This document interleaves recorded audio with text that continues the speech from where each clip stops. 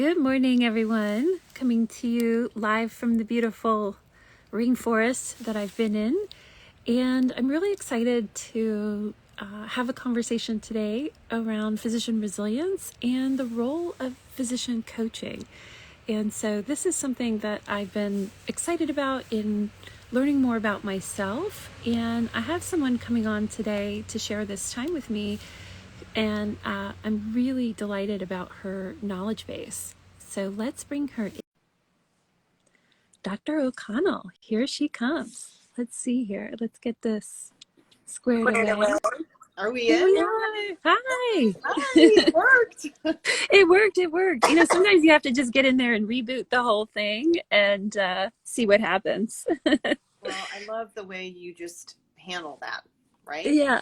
You just accept it and reboot, as we all benefit from doing. I know, right? Sometimes the messages aren't so subtle, are they? It's like, That's right. The pause. just saying, Yeah, hello. let the computer rest, you know, these kind of things. So, well, it's great to connect with you, and I'm really delighted to kind of have a conversation today. I've been doing a lot more lives than I've ever done, and so I'm finding that I actually really enjoy them. They're very fun. Well, same. I mean, I just feel this is the closest thing I have to being with you in real life, and I know it's so cool. And it's and it feels like a real connection. So yeah. And so, where are you located? You're in South Carolina or North Carolina?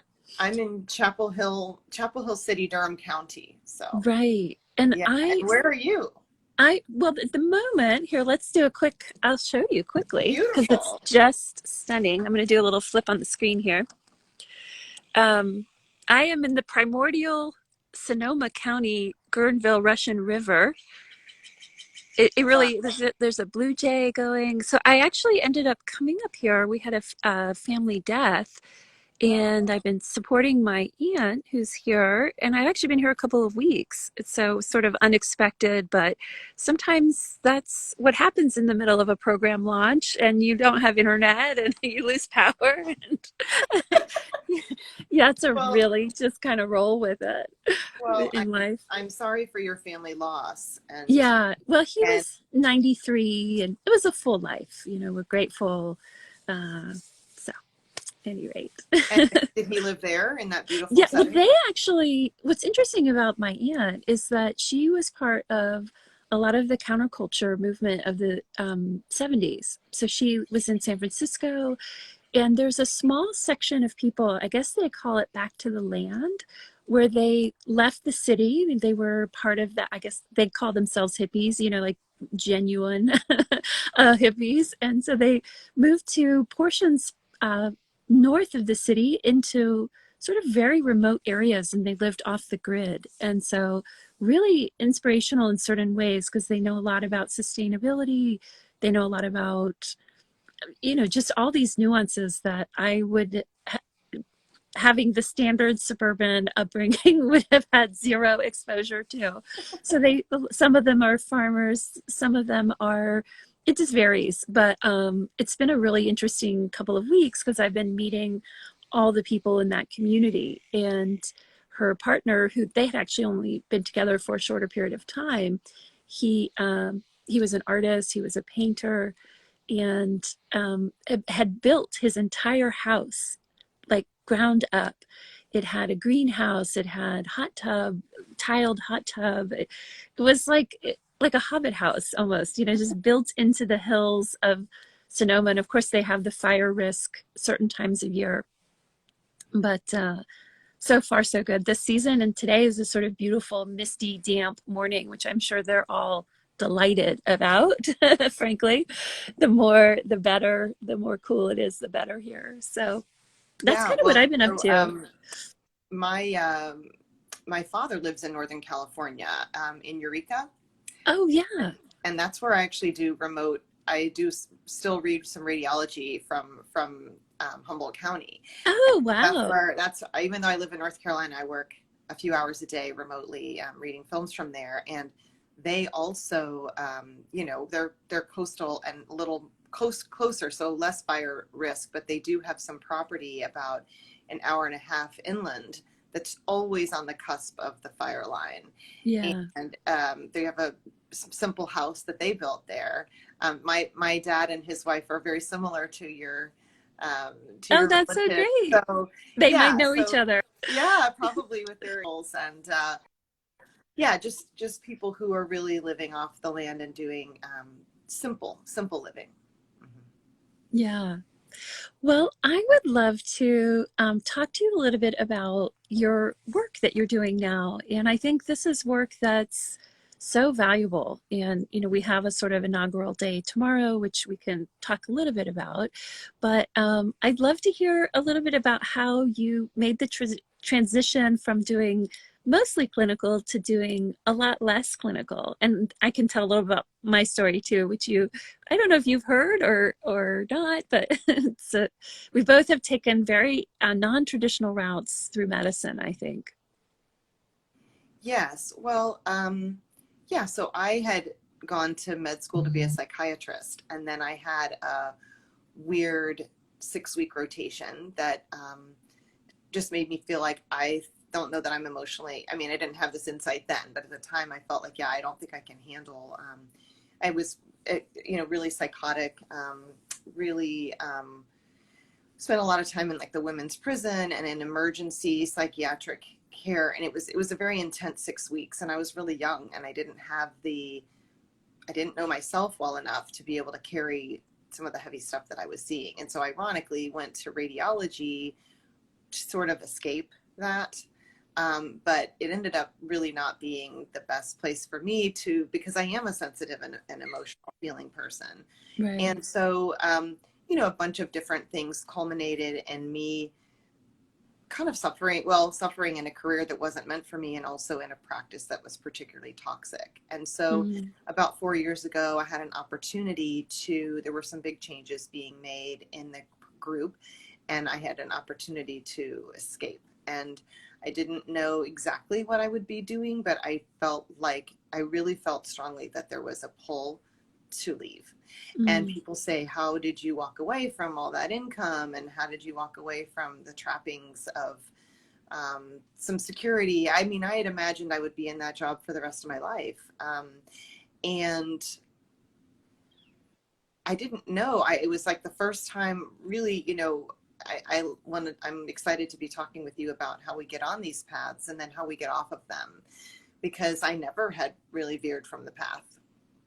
And so that just was a huge leap of faith into sort of just believing that somehow I would figure it out. And Mm. it just did. It was almost like the universe said, hallelujah. Yeah, here we go. Because I had friends that knew me from high school, and people that knew me even at different times in my life, thinking like, why are you doing this? This isn't you at all. And of all people, Mm. I would have never imagined you being in the field that you're in. And friends who would say, I can't wait to see what you're going to do with your next life, your next career. And so I really pivoted and just did a lot of exploring into different types of coaching and different types of healing. And I know that you've done that as well. And so, I want this to be a dialogue. Yeah.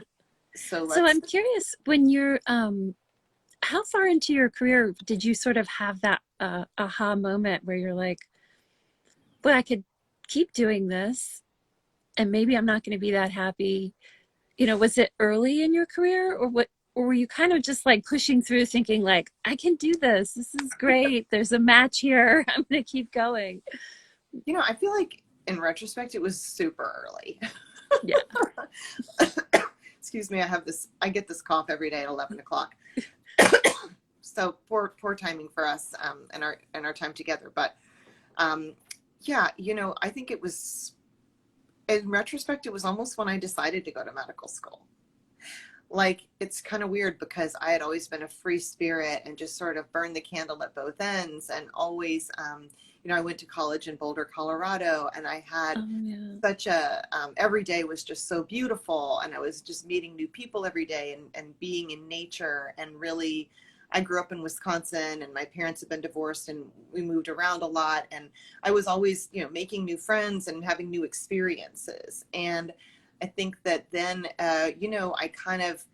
I was a psychology major, and I thought that I would maybe do something with that. But some of the courses were things like psych of learning and experimental psychology, and I thought there were just a lot of rad experiments. I did, back before the internet, we didn't have exposure to like what was possible, or even Right. like people doing different things. So I'm 51. I only knew either someone who did something or like what I was exposed to of career opportunities. And so I Yeah. had a lot of doctors in my family, and I was like, well, I don't know. I guess I'll just go to medical school and be a psychiatrist instead, because that seemed like a more, I don't know, it was just like it was a path that was pre-paved. Right. I think this is such a common denominator for a lot of physicians, that particularly ones that ultimately end up dealing with some burnout along the way. And it's that feeling of like, was this exactly the right choice for me? And getting to that place of like, well, I'm going to commit to this career, but I'm not 100% certain it's the right match for me. And what are the driving forces in us that make those kind of decisions? And for me, I had been exposed to natural healing, natural medicine in college, and I went and looked at naturopathic schools, acupuncture schools, and it was a tough decision for me to go to medical school, because I already knew then that there would be a lot of opposition to things that I were really important to me and really meaningful. And I look back and I think, what could it have been any different? I don't think so. But that decision tree to sort of come into the allopathic educational pathway.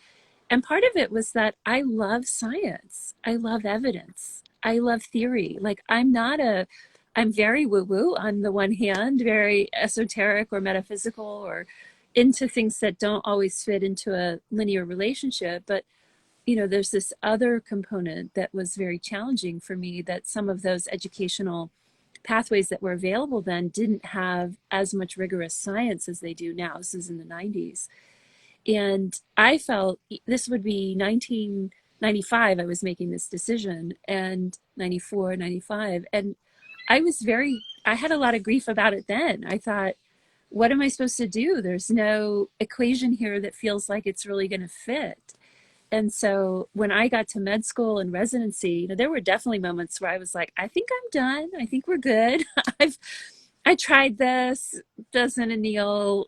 It's taking everything out of me.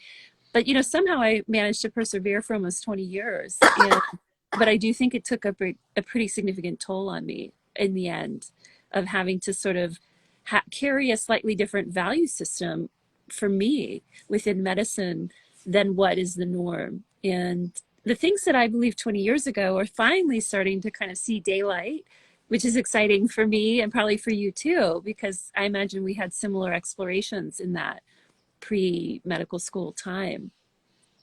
Did you ever get any coaching or support in your career? I'm just curious. I always curious about this because it's such a new phenomena to actually get the coaching, and a lot of other large industries with high performing individuals, that coaching is a given.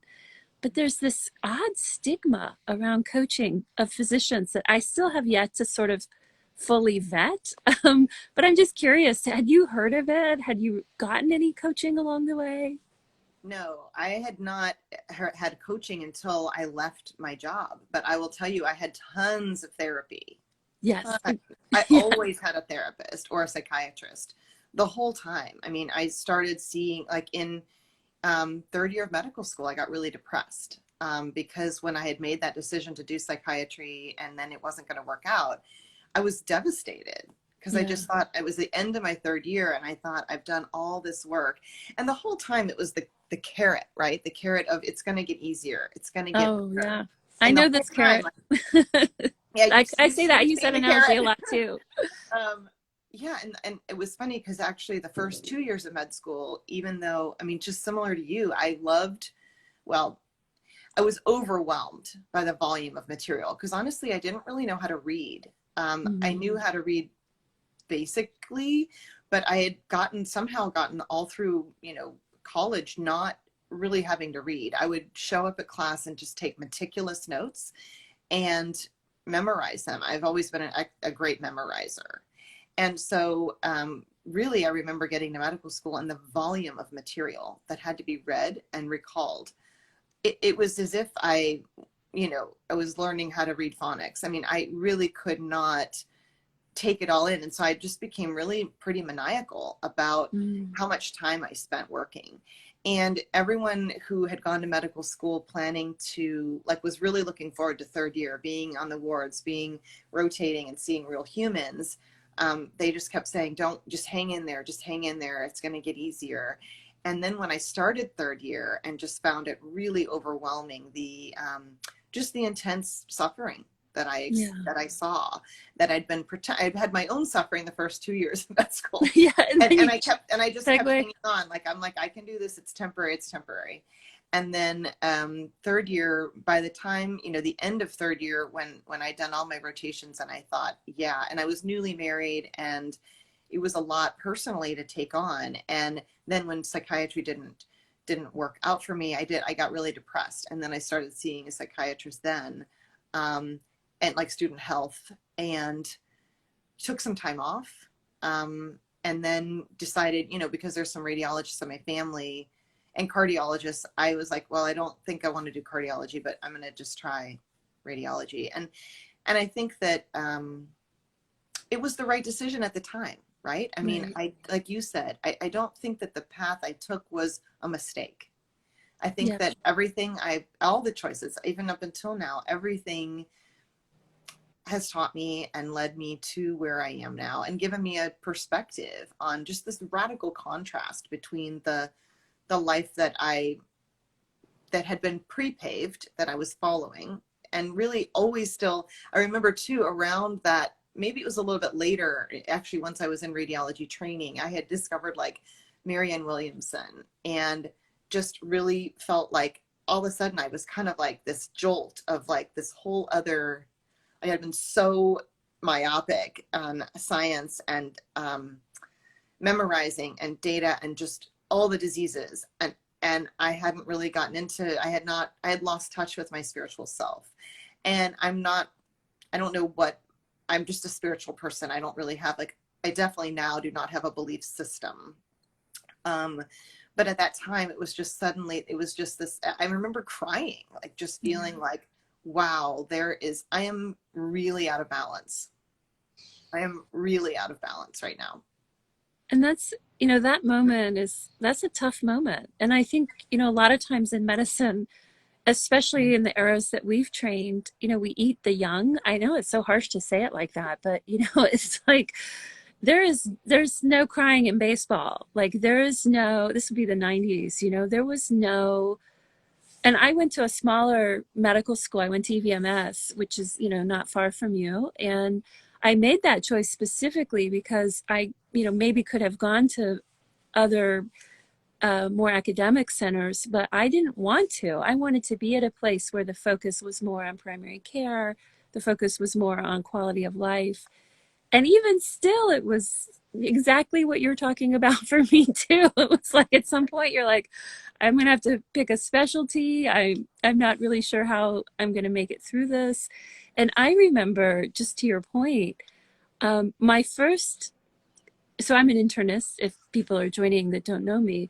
And my first time on the rounds with an internal medicine team, we went into a room, and the room was filled with tubes and smells, and it wasn't an ICU bed, it was a floor bed. But this individual had, they just had a lot of very significant health issues with differing aspects of their being intersecting with medical devices. And my husband always jokes that I have like almost a psychic sense of smell. Like my sense of smell is very, very, very developed for whatever the reason. Like of all the senses, smell is the one for me. And I walked into the room, and it was like, my senses were so impacted, and I didn't have any kind of grounding training at that point. So we walked back out into the hallway, and I had a good friend there, and I said, I think I need to sit down. And she's like, we all do. And I was like, no, actually, we've got about 3 seconds before I'm out. I had the you know, it's like a vasovagal episode. It wasn't syncopal. It was like, but of course, I went down on the floor in the hallway with God knows what on the floor, and you know, looking up at the sky. And of course, the internal medicine attending was like, "Oh my God, like, it's this fool who's lying on the floor, and he's like running his differential in front of me." He's like, "Well, what's going on here? You know, did you not eat? Did you, you know, are you on medication? Like, why are you syncopal? Why are you passing out?" And in hindsight, it was really like on that spiritual level, it was such an intersection of beliefs and experiences and my senses. And I remember I kind of went home after that. Somebody came and picked me up, my now ex-husband, and I remember sort of feeling like, did anyone see what just happened? Like that was very significant.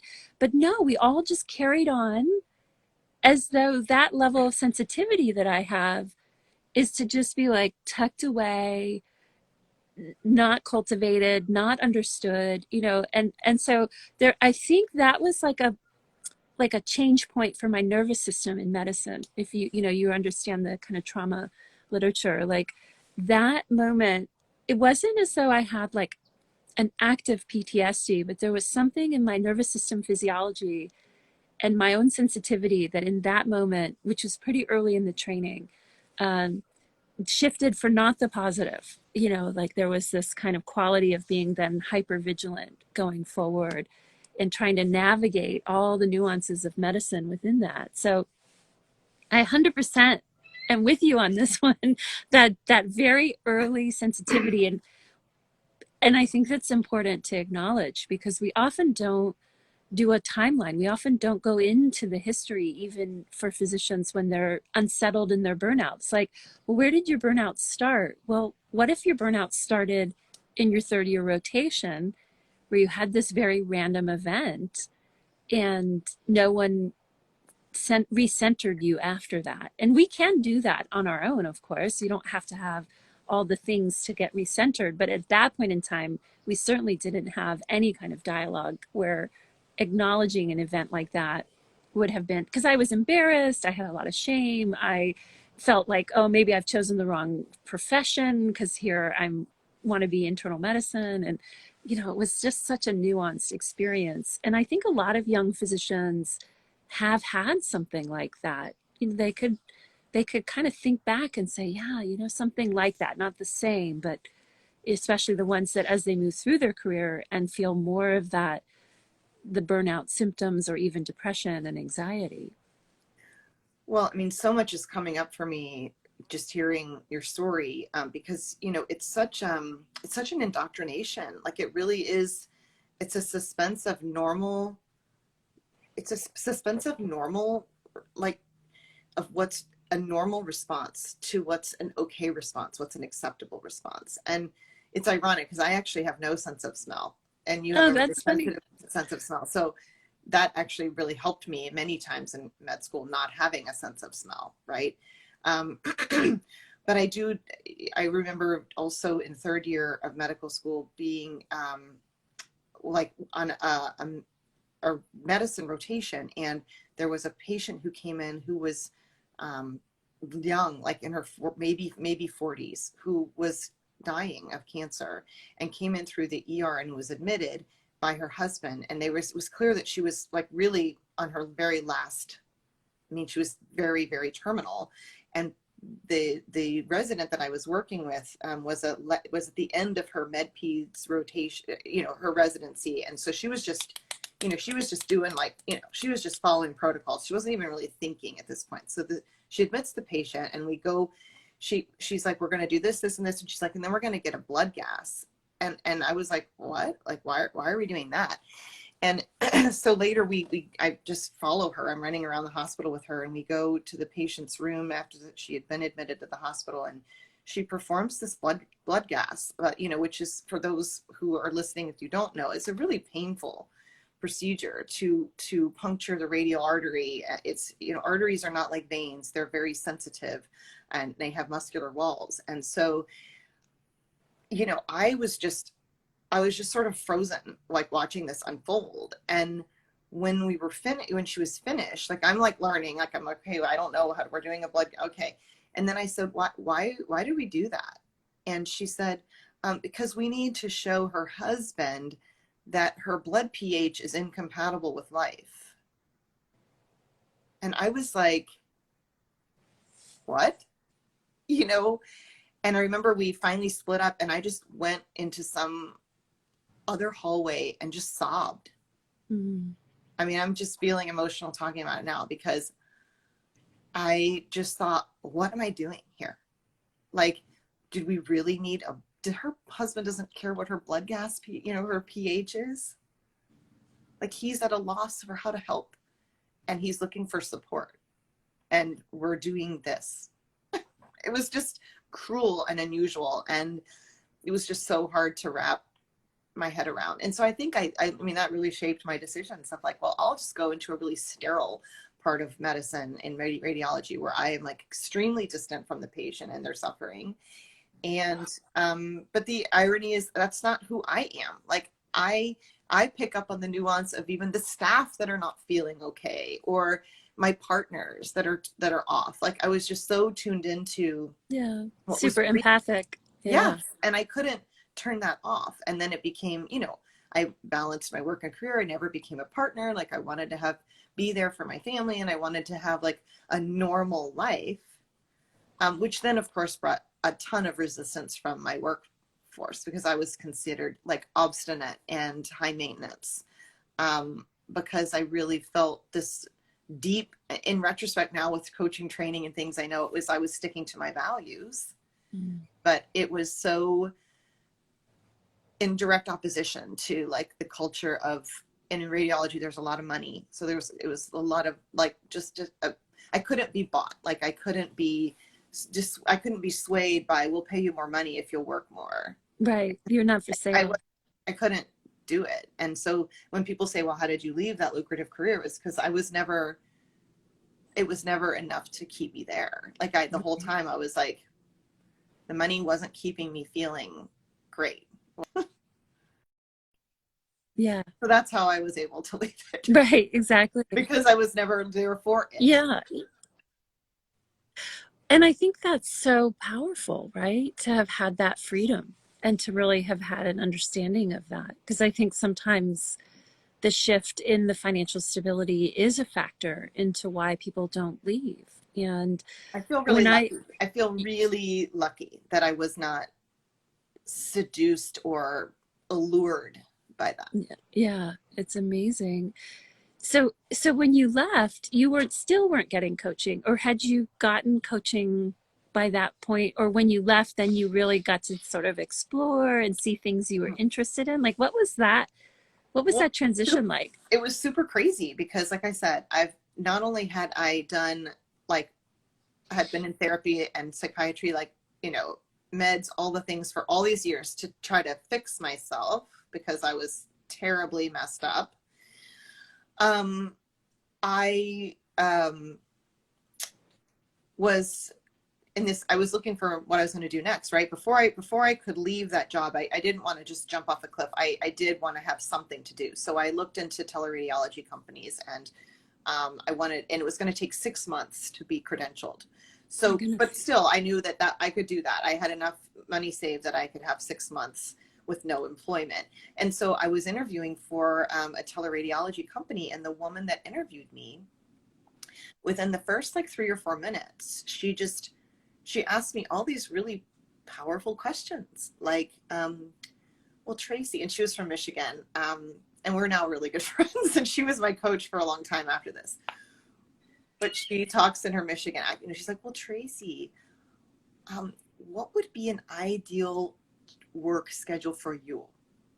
And I was like, I was so suspicious, right? I was afraid. I was afraid to answer honestly because I knew what I really wanted, but like, would I ever say that out loud?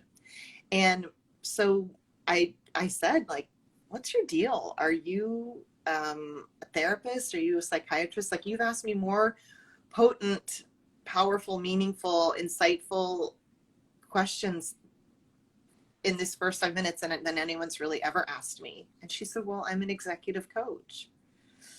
And I said, wow. And then I thought, how cool is it that this company has hired this woman who's also an ER nurse and had a lot of other, she had a medical background, but was in this role, trying to really, her role, and she was amazing at it, was to make sure that the people, everyone working was getting their needs met. So it's sort of like, what would be ideal for you? Because if I know what's ideal for you, and I know what the company needs, and if so-and-so wants to work these hours, and so-and-so wants to work these hours, and this person's on this time zone, and like I can make that work. If I know what everyone really wants, this is the coach, the executive coach in taking this inventory, then I can make up a schedule where everyone wins, and then everyone will be happy. And the whole concept blew my mind. It blew my mind. And I thought, there's something happening here. Right. Like, what's happening? Yeah. Good. I love that. And, and then he would call me weekly, like just to check in, like while we were doing the credentialing, which was a long, kind of rigorous process. And I'm meanwhile, like doing all this exploring, reading. I mean, I'd spent the past 25 years since that Marianne Williamson moment. I had spent like all my free time, any free time, not reading radiology, but reading how I was going to survive, all about just different types of healing and different types of, self-healing, self-discovery, spirituality, just like everything I could get my hands on that made me feel alive. That's incredible. And so then when you met that, there was a sense of knowing, it sounds like. It was like not even fully, as I like to say, super conscious. It was more just like a gut feeling like, hey, what is this? Yeah, that's so amazing. I hung up the phone and I was kind of like, I was like giddy. Like I was just sort of ecstatic and I felt so acutely alive, like just like a vitality pulsing through me. I'm just like, what is this? And is there more of this? Yeah, exactly. This is different than what, well, what are your ideas? What do you think is the difference between coaching and therapy? I'd love to hear your perspective on, having had extensive experiences with both, as have I, but just curious, like, how do you see the difference? And they may not be that different in certain ways, and they may be quite different in other ways. Right. So I can give like a academic definition. Yeah, I don't want the academic, but I don't really feel like it. So I really feel like for me that I am so grateful for the therapy that I had. And I'm so grateful for the psychiatrist that I had, because in a way they became like another parent for me. I mean, and I wasn't really going in directly to talk about my childhood. That did come up, and it certainly impacted me without a doubt. But I really found myself like, I really believed, I think that construct of that we have to have a diagnosis to be treated really held me in a belief that there was something wrong with me. And so every time they had to fill out the form for like insurance purposes, and it said like, adjustment disorder or generalized anxiety disorder or, clinical depression, it really made me wear that. Like, I was like, yeah, I have that.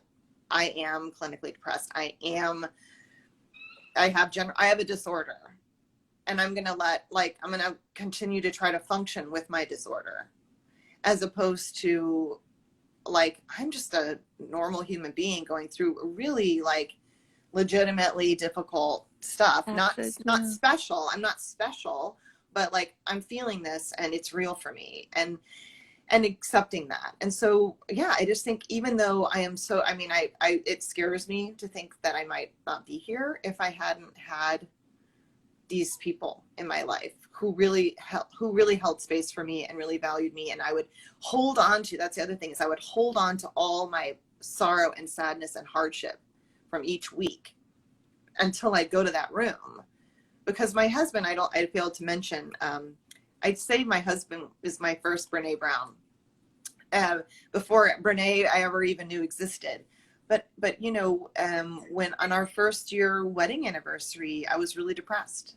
And he said to me, we were sitting on the stoop of our tiny like 2-room apartment, And he just said, listen, you know, I love you and I'm not leaving you, but you need help and I can't help you. And so he drew, like, he was vulnerable, he was real, and he drew boundaries for me of like, I'm not leaving you, I love you, but I can't help you and you need help. Right. And so that, I think that's that. I was angry, I was frustrated, you know, he'd say, do you want to go out to dinner? No. It was like, I think it was our anniversary. Do you want to go to a movie? No. Do you want to get takeout? No. Like, I just, and then he was like, look, I mean, do you want me to go away? I was like, no. You know, like, it was just The impossible. paradox of depression and anxiety. Yes, It's, yes, right. And I was like, I don't want to be alone, but I don't want to do anything. And so I think that I'm so grateful for the therapists that I had, because they definitely played a huge role in keeping me safe and really kind of parenting me, like holding me, like really right. holding me and saying like it was just a transfer of having, instead of my parents taking care of me, it was the therapist or the psychiatrist taking care of me. But what I love about coaching is that it allowed me to be okay. Like, yeah, you're okay. Like, of course, you know, well, tell me more about that. Like, what's that like for you, without the judgment of being pathologized. Yeah. And that's a pretty relieving moment, honestly. You know, and I think when we look at like um, indigenous healing systems, or we look at traditional healing systems, they have such differing perceptions of what mental health actually is. And of course, that's where we're going to wrap up here in a few minutes. So we probably can't do that. I think we should do another conversation about that because it's so I would love to. interesting. I would love to talk Yeah, about that. Yeah. but I think, you know, there's something so profound about just feeling as though whatever zaniness that life has delivered in terms of thoughts, feelings, and emotions, that someone can look across at you and say, oh, that's normal. This is normal. This is okay. You know, we sort of, and we have, especially in medicine, so much stigma around the licensing and reporting and all the elements that you have to sort of deny that, you know, I think I did a post recently that's really was telling. I'm calling it the underreported healthcare statistics of the pandemic. And essentially, 1 in 5 healthcare workers has depression, anxiety, or PTSD. That's 1 in 5. That And seems really low to me. I think it's it, well, and much higher. It's got, yeah, I think that was the point, right, of yeah, your post. Yeah. yeah. And it's like, but even in that 1 in 5 category, what percentage of them are actually getting the help and support they need? Because there's this sort of wall and stigma around, well, if you reach out for help, or if you admit you need help because you're overwhelmed or you're exhausted or you're fatigued in a way you can't explain anymore, not sleeping, your nervous system won't let you relax, and you're becoming irritable, and all the way into intrusive thoughts. You know, and tomorrow is the National Physician Suicide Awareness Day. So a little trigger warning for anyone listening. We're going to spend a few minutes just to talk about this. Is that you know, it's that bright, brilliant, high achieving mind that can't actually reconcile all the pieces that come up when there's a sense of I might need help. I might be the perception, as you said, of being pathologized, or even feeling like you're broken, as though these having these elements within yourself make you less than as a healer, less than as a doctor. And a lot of the people who've gone through that journey, myself included, very similar to things you're describing, ultimately just sort of end up leaving medicine for a variety of reasons, not really driven out by the mental health issue per se, but just this idea that it's almost impossible to find and thrive in the current medical system if you really want and have a sort of inner need for emotional balance. If that's how you're built and that's who your background is, that you need that introspective quality, you need that time. I think it's my personal opinion. I actually just think it's very difficult to anneal that need and that inner growth and that sense of where points of origin of balance come from with really just about any medical system as they're currently being operated. It's very difficult. You know, It's just my opinion, but I've You, definitely seen, you don't have to convince me. I mean, I completely agree with you. yeah, Completely agree with you. And I think that, um, I think it's the system as it is just not sustainable.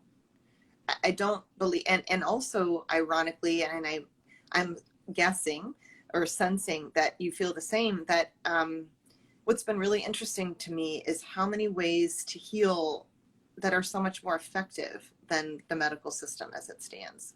yeah, Now, I completely believe, in trauma settings, in acute, obviously infection, right? Acute life and death situations, right? But for anything that's chronic or persistent, I just really don't believe that Western medicine can deal with that. I yeah, don't think it's effective. right. I think that's also going to be interesting to look at. For example, in burnout, there are epigenetic changes, meaning, a lot of people think about burnout as being a thought process. Oh, the depersonalization, the lack of fulfillment, the emotional exhaustion. Oh, okay, that's what burnout is. But to me, burnout, and from the Ayurvedic lens as well, is something that's happening at a constitutional level. And that's why I'm just so vehement that it's not mind over matter when it comes to burnout. It's really a comprehensive look at the origins of where imbalance is existing. And it could be sleep, it could be not having community, it could be needing time in nature, it could be your financial pieces, it could be how you're eating, what your partnerships look like. I mean, it's so vast, all the variables that probably are additively impacting the individual who's feeling tired and burnt out. And I really think that we have to, with the pandemic, we're going to have to really look at it, because I have seen article after article saying basically that people may, you and I probably had a sense that at some point there would be this graceful or not so graceful sojourn out of medicine, like for a long time. But there's going to be a section of people, they're going to hit it pretty hard, like a skid in the road, like a black ice. They're going to just suddenly be like, I had this amazing career. I was doing so many things I loved. I can't believe that I'm actually waking up most days saying, I don't want to do this anymore. And I'm not sure really what I'm going to do next. I don't know what next looks like. And to me, again, for those of you joining, we're just a little trigger warning here. I mean, I think that's when sometimes physicians get to that place of, I can't resolve all these feelings. I can't resolve the tension I'm feeling in the midst of that, and they take their lives. And physician suicide is, in some circumstances, 2 times the rate. And people may not know this, even a little higher than that in some specialties, of the national rates of suicide. And tomorrow's that National Suicide Physician Awareness Day. And I guess I want to just normalize mental health. I want to normalize whatever route that a physician needs for healing. Is it coaching? Is it therapy? Is it a treatment center? And you don't have to go to a treatment center. You don't have to be an addict to go to a treatment center. You can look at trauma. You can, there are these different points of intersection where you can find help. There's a confidential physician helpline that's established through the pandemic. And I'll put that below in the chat later. But I think it's so, so important for, you never know who could ultimately be watching this. I certainly hope anyone who's watching this or rewatching this can avail themselves of any resource they might need in this time, especially if you're finding yourself in a situation where these types of thoughts are new and confusing. I think it's just really important, because you and I are probably like, hi, old friend, like we understand what it's like to sort of be making difficult decisions that might bring up a lot of, feelings and needed support through that journey. But there may be others who've never really had that same degree of need or command within their being, and they've been going along, and they've been, I like to sort of see it as like serving it up, right? They just keep showing up and serving and showing up and serving. And it's really, in some capacity, it may be depleting. And, again, I just want to really take our last few minutes here to just really highlight that it's normal, it's okay. Tracy and I are a great example that life can be amazing. You can transition out of medicine if you need to, and it'll be okay. It will be okay. Yeah, I'm just, I'm just taking it all in, what you're sharing. And I also I have a, I have a fierce self-compassion side that's pretty strong.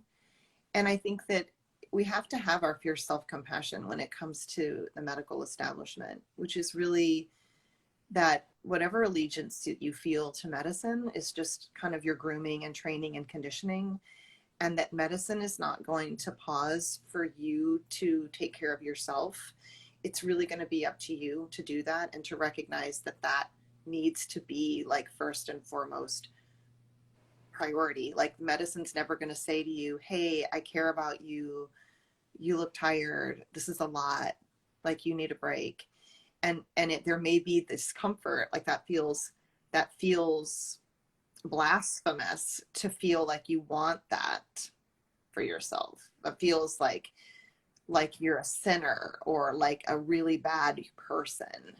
And it may feel deeply, deeply scary, because of the kind of cult mentality of being sort of brainwashed into believing that this is the only way to be, and that there's something wrong with you if you can't cut the mustard in medical culture, or if you're feeling whatever you're feeling. But the reality is, I don't believe that humans were designed to live this way.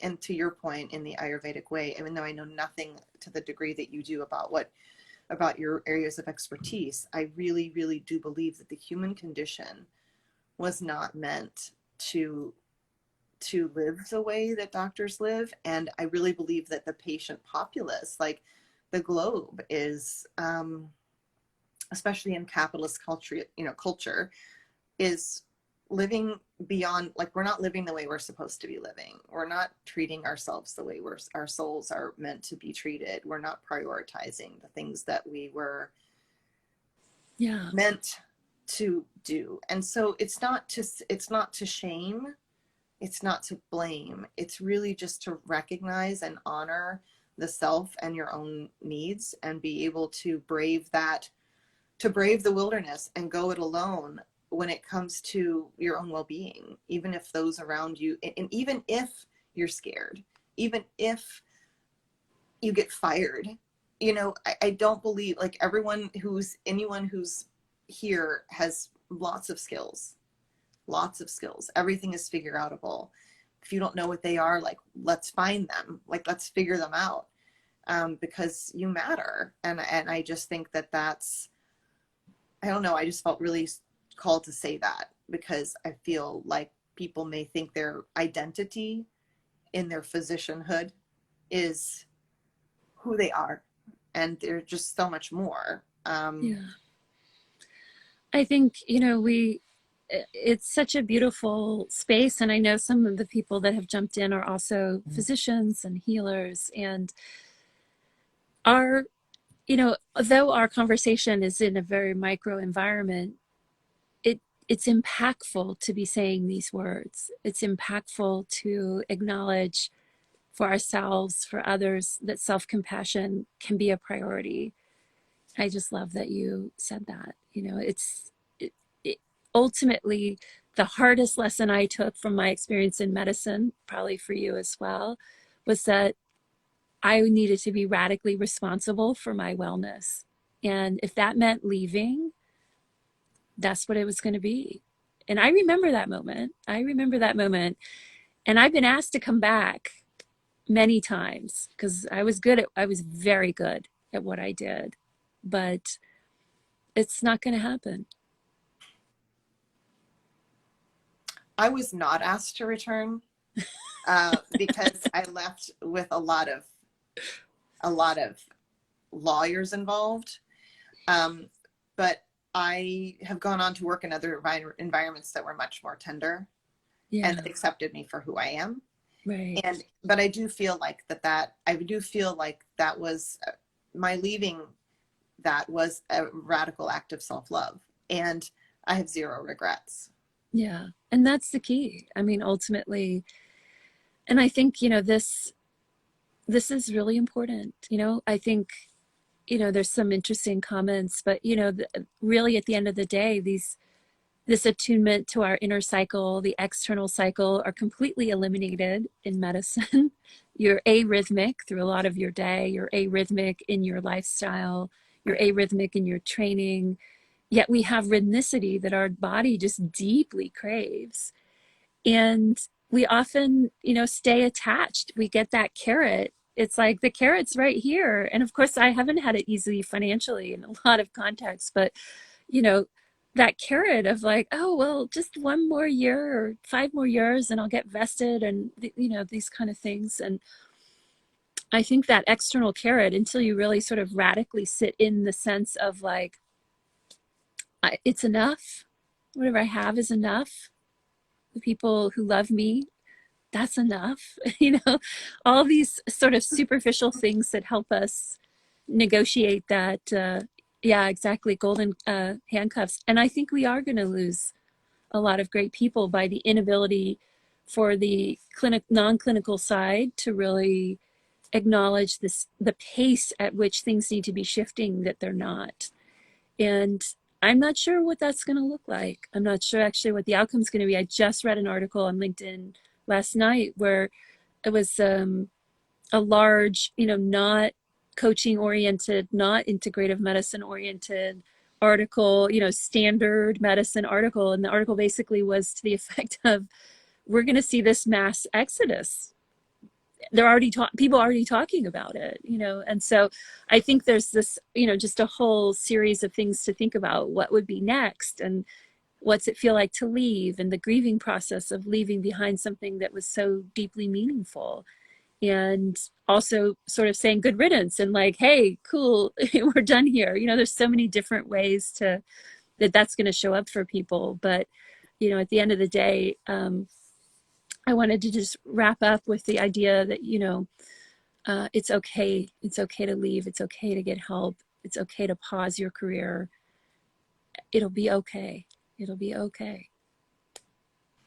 Yeah, I recently heard Dr. BJ Miller, who is palliative care doctor, who's also, he's paraplegic. Well, he's essentially like, he has only one hand because he at age 19 was in an electrical accident. And he talks about this time, like maybe we need a breakdown, like a full breakdown of the system for a breakthrough, for a rebirth. Yeah. And the way he spoke of it was just so beautiful that it seemed inevitable. And it didn't feel sad to me. It felt rejuvenative. It felt like we need to just kind of write a whole new manifesto of what healing looks like and how it shows up, and what healing the healers. And it was really moving. And that's what I feel when I'm with you. Is that hope, that positivity, that having a life of joy by choice is not wrong. No, not at all. This is such a great conversation, and I have a webinar coming up in just a few minutes, so I have to shower and get ready. But I'm just so grateful that you and I could connect. This has been an amazing conversation. I suspect there'll be more. I would love that. I would love to interact with you in any capacity because it feels good for me. Yeah, and I've been having a lot of fun being more visible. My husband is like, I love your content. I mean, that's how I found you, is because somehow you randomly came across the screen and I was like, I love this woman. I love these people. I love your content. I love the videos that you and your husband do together. I love the music. I love the silliness. I love the words that come up, and just the multi-layered education that goes on. It's really, really entertaining and meaningful. I love that. I love it. It's truly I always look forward to it. Always. Yeah. Well, I've definitely have sort of been on the content creator journey, that's for sure. And I'm an artist at heart, Yeah. probably. And And you can so, tell it's like, it's just you. It's so natural. oh, Yeah. hi, Taryn. Aw. Well, thanks everyone who's still on, who joined us. We're going to wrap up, but thank you so much. And of course, we'll just, hold that intention and awareness for tomorrow and for people we've lost and, the hope for their families, for the healing, and for, just the people that need healing now, and hoping that they get the love and support they need to, through this pandemic, through the depths and challenges that they've been serving, that they are served themselves with healing. So, May it all be. right, everyone. Have a great day. Thank you so much. Thank you. Sure. Okay, take care, everyone. Bye bye. Bye.